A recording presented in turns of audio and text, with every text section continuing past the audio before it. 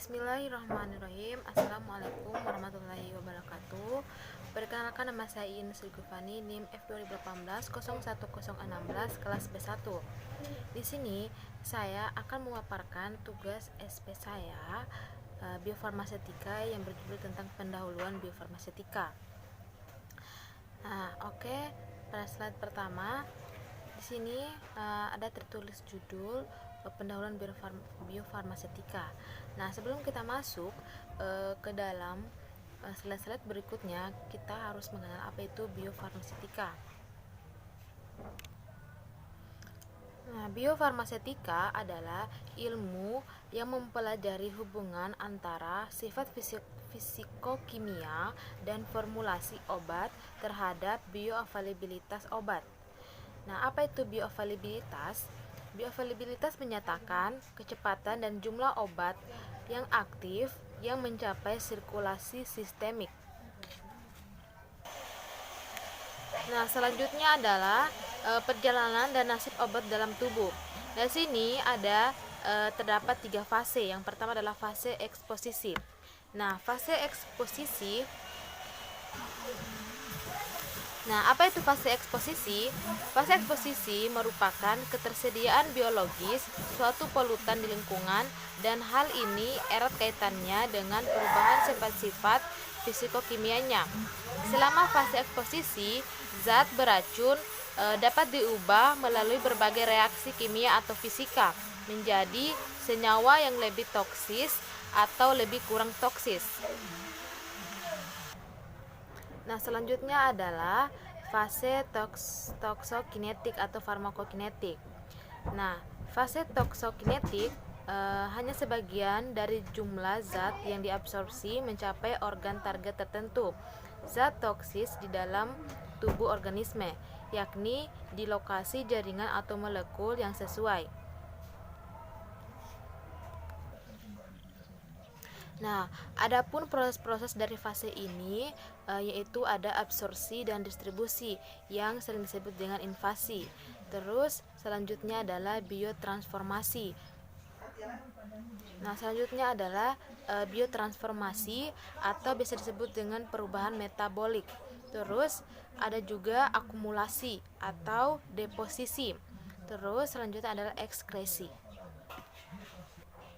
Kemudian lanjut pada fase ketiga, yaitu fase toksodinamik atau fase farmakodinamik. Nah, fase ini merupakan suatu kerja zat toksis, pada umumnya adalah hasil interaksi dari sejumlah proses yang sangat rumit dan kompleks. Nah, pada fase ini terdapat efek farmakologis yang terbagi atas 2, yaitu efek klinis dan efek toksik. Nah, selanjutnya di sini ada efek farmakodinamik. Yang pertama itu adalah intensitas efek obat. Terus yang kedua, jumlah obat aktif yang mencapai sistemik. Terus yang ketiga, laju absorpsi dan faktor formulasi. Nah, lanjut, di sini ada istilah dalam biofarmasi. Yang pertama adalah ketersediaan farmasi atau pharmaceutical availability.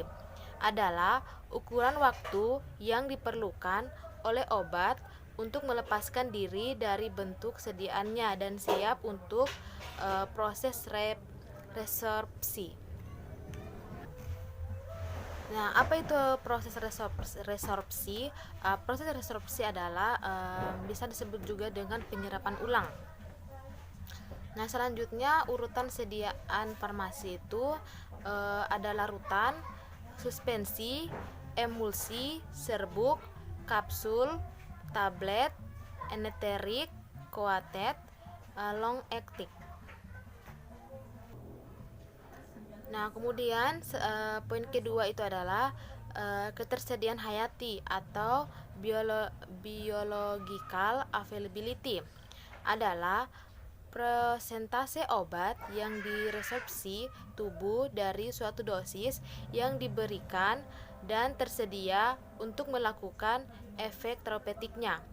Terus yang selanjutnya ada kesetaraan terapeutik atau therapeutical equivalent, adalah syarat yang harus dipenuhi oleh suatu obat paten yang meliputi kecepatan melarut dan jumlah kadar zat berkhasiat yang harus dicapai di dalam darah. Terus selanjutnya adalah bioassay dan standarisasi. Bioassay adalah cara menentukan aktivitas obat dengan menggunakan binatang percobaan seperti kelinci, tikus, kodok, dan lain-lain. Terus selanjutnya ada standarisasi. Standarisasi itu adalah suatu kekuatan obat yang dinyatakan dalam satuan internasional atau EU International Unit. Nah, selanjutnya di sini ada pengenalan tentang farmaseutika, yaitu tentang studi formulasi dan teknologi bentuk sediaan. Terus ada lagi di sini predisposisi BABE, yaitu biofarmaseutika. Terus PKPD-PGX, di sini ada studi in vivo atau ADME. Nah, selanjutnya di sini ada juga obat dan respon klinik. Farmaseutika, mutu atau keampuhan, keamanan dan kenyamanan bagi pengguna. Terus ada clinical effect. Clinical effect di sini ada yang positif dan negatifnya. Nah, mutu akan menghasilkan therapeutical effect atau toxical effect. Nah, lanjut. Di sini ada biofarmaseutika, pengertiannya, tetapi saya sudah jelaskan dari yang pertama. Oke, kita lewati. Di sini ada di sini ada LDA proses. Nah, LDA itu adalah linear discriminant analysis. Nah, merupakan salah satu metode yang digunakan untuk mengelompokkan data ke dalam beberapa kelas. Penentuan pengelompokannya didasarkan pada garis batas atau garis lurus yang diperoleh dari persamaan linear. Nah, di sini ada butiran-butiran kecil atau obat dalam bentuk sediaan padat oral. Nah, setelah itu dilakukan pelepasan. Nah, obat yang dalam bentuk sediaan padat oral tersebut akan mengalami disolusi, kemudian akan masuk ke dalam media GIT. Nah, selanjutnya akan larut atau disingkat dengan dissolve. Kemudian obat yang telah larut tersebut akan terdispersi secara molekuler dalam media. Nah, selanjutnya butiran-butiran obat tersebut akan mengalami absorpsi dan melewati sirkulasi darah. Nah, selanjutnya akan mengalami distribusi, metabolisme dan ekskresi dan akan menghasilkan efek. Nah, selanjutnya di sini ada aspek telah biofarmaseutika. Nah, yang pertama obat akan menghasilkan zat aktif dan pembawa, kemudian akan terdispersi menjadi padatan zat aktif, kemudian terdispersi lagi menjadi molekuler zat aktif, kemudian akan masuk ke dalam darah. Nah, selanjutnya ada bioavailabilitas obat. Di sini ada 3 poin. Yang pertama adalah mempengaruhi daya terapeutik, aktivitas klinik, dan aktivitas toksik. Nah, selanjutnya pentingnya biofarmaseutika adalah untuk mengatur pelepasan obat sedemikian rupa ke sirkulasi sistemik agar diperoleh pengobatan yang optimal pada kondisi klinik tertentu. Selanjutnya di sini ada parameter fase biofarmaseutik yang mempengaruhi langsung pada kerja obat serta faktor fisiologik yang berperan dalam proses disposisi obat atau Wagner. Nah, di sini yang pertama itu adalah predisposisi obat, nasib obat in vivo. Nah, pada predisposisi obat ini terjadi liberasi, disolusi dan absorpsi. Nah, dapat dilihat sendiri di sini Pada disolusi jalur pembiaran obatnya itu secara oral, bisa rektal, topikal atau parenteral. Nah, cara pemasukan obatnya pula, terus dosis dan ritme pembiaran obat, pengaruh bentuk sediaan obat. Pengaruh bentuk sediaan obat itu ada 2 poin. Yang pertama adalah sifat fisika kimia bahan aktif dan teknologi pembuatan. Nah, kemudian interaksi yang terjadi, yang pertama adalah kimia tempat pemasukan obat, terus yang kedua aliran darah ke tempat pemasukan obat, terus yang ketiga mekanika tempat pemasukan obat atau gerak peristaltik. Nah, di sini ada penjelasan tentang fase eksposisi, tetapi saya sudah jelaskan tadi di awal. Di sini saya akan menjelaskan saja fase eksposisi melalui jalur apa. Nah, di sini fase eksposisi dapat melalui kulit, saluran pernapasan atau inhalasi, saluran cerna atau oral, dan injeksi atau penyampaian xenobiotika langsung ke dalam tubuh organisme. Terus di sini ada fase kerja toksik. Nah, yang pertama, toksikan siap diabsorpsi menuju sistem peredaran darah atau ketersediaan farmaseutika. Terus lanjut ke toksikan. Nah, di sini ketoksikan lapisan barier absorpsi seperti sel kulit, sel dinding saluran pencernaan, sel epitel alveoli paru-paru. Nah, kemampuan terabsorpsi ditentukan oleh sifat fisikokimia toksikan, bentuk fisik sediaan farmaseutik dan formulasi, yaitu padatan, semisolid larutan, dan gas. Terus yang ketiga, tempat pejanan atau sifat membran dan aliran darah. Terus yang keempat, sifat dinding atau barier absorpsi. Nah, selanjutnya ada faktor farmaseutikanya. Di sini ada gambar tablet, kemudian akan mengalami formulasi seperti bentuk sediaan atau bahan tambahan. Nah, formulasinya seperti parameter formulasi, terus sifat fisikokimia zat aktif, bentuk kristal, kelarutan, konstanta disosiasi. Nah, selanjutnya sebelum melintasi membran biologik, zat aktif harus terlarut terlebih dahulu di dalam cairan sekitar membran. Sebelum terserap, zat aktif harus terlepas dari sediaan terdifusi dan kemudian terdispersi molekuler. Nah, selanjutnya kita masuk pada fase biofarmaseutik. Fase biofarmaseutik di sini ada 3. Yang pertama adalah liberasi. Nah, liberasi ada 2 tahap, yaitu pemecahan dan peluruhan. Pada fase ini dipengaruhi oleh keadaan lingkungan biologis dan mekanis pada tempat pemasukan obat atau gerak peristaltik usus dan lain-lain.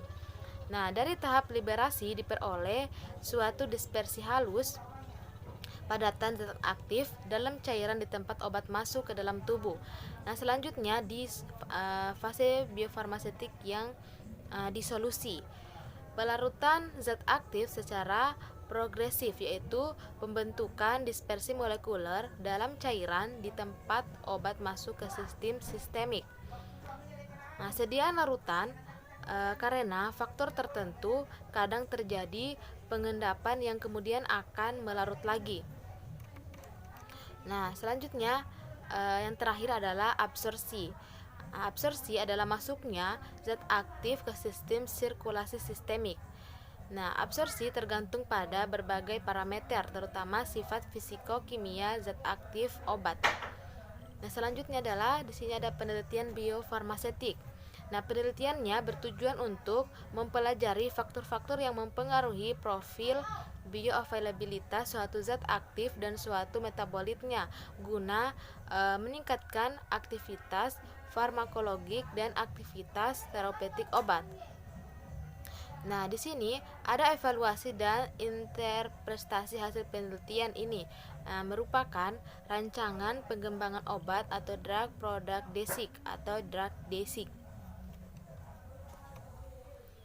Nah, penelitian biofarmaseutika juga meliputi interaksi antara formulasi dan sediaan suatu bentuk sediaan dengan menentukan sifat-sifat fisikokimia dari obat jadi.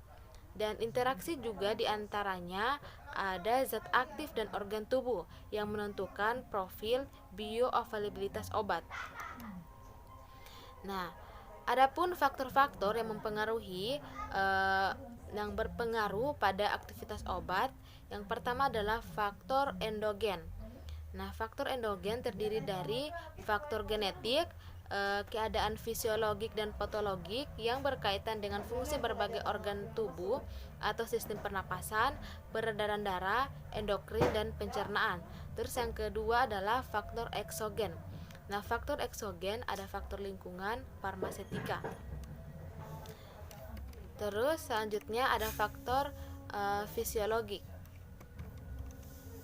Nah, faktor fisiologik yang pertama itu adalah perbedaan spesies, memberi perbedaan pada yang pertama adalah reaksi biotransformasi yang disebabkan oleh perbedaan enzim enzimatik dan jenis reaksi transformasi atau perubahan. Terus yang kedua, perbedaan karakter air kemi atau pH yang berpengaruh pada jalur ekskresi xenobiotika. Terus yang selanjutnya adalah faktor fisiologik yang mempengaruhi faktor individu. Yang pertama itu adalah umur misalnya seperti bayi baru lahir, anak-anak, dewasa, dan manula. Terus yang kedua jenis kelamin. Terus yang ketiga morfotipe atau perbedaan ukuran fisik dan volume kompartemen menyebabkan perbedaan distribusi dan akumulasi obat. Terus yang keempat kelainan genetik. Terus yang kelima kehamilan. Terus yang keenam keadaan gizi. Terus yang ketujuh ritme biologik. Nah, selanjutnya ada faktor patologik. Perbedaan disebabkan oleh fungsi organ yang terganggu. Nah, yang pertama adalah faktor penghambat dan penurunan efek obat. Yang pertama itu ada gangguan dan penyerapan di saluran cerna karena adanya perubahan transit, pengeluaran getah lambung, dan keadaan mukosa usus. Terus yang kedua, penurunan absorpsi parental akibat penurunan laju aliran darah atau perifer dan sentral. Terus yang ketiga, peningkatan eliminasi zat aktif melalui ginjal karena alkalosis atau asidosis. Terus yang kedua itu adalah faktor penghambatan dan peningkat efek obat. Nah, yang pertama, peningkatan penyerapan karena terjadi kerusakan membran pada tempat kontak. Terus yang kedua, kelainan penyakit yang dapat meningkatkan penyerapan obat melalui sawar darah otak. Pada meningitis terjadi peningkatan kadar zat aktif di cairan cefalorachidien. Terus yang ketiga, infusiensi hati. Terus yang keempat, infusiensi ginjal. Terus yang kelima, gangguan pada sistem endokrin berakibat pada penekanan laju reaksi biotransformasi. Terus yang selanjutnya ada faktor lingkungan. Yang pertama, makanan dan diet. Nah, di sini kekurangan nutrisi dan vitamin akan menghambat fungsi tubuh dan metabolisme. Terus yang kedua, ada toksikomania. Nah, toksikomania itu ada beberapa. Yang pertama itu seperti kecanduan alkohol. Nah, alkohol berpengaruh pada kliren obat di ginjal dan industri enzim alkohol dehidrogenase. Terus yang kedua itu adalah perokok. Nah, karbon oksida berpengaruh pada CYP450 dan akan menurunkan hidroksilasi dari anilin hidrokarbon polisiklik yang bersifat induktor. Terus yang ketiga, cemaran udara dan air. Terus yang keempat, faktor meteorologi. Yang kelima, stres dan kelelahan. Nah, berpengaruh pada metabolisme xenobiotika. Nah, Baiklah, mungkin itu saja yang dapat saya jelaskan. Lebih dan kurangnya mohon dimaafkan. Wassalamualaikum warahmatullahi wabarakatuh.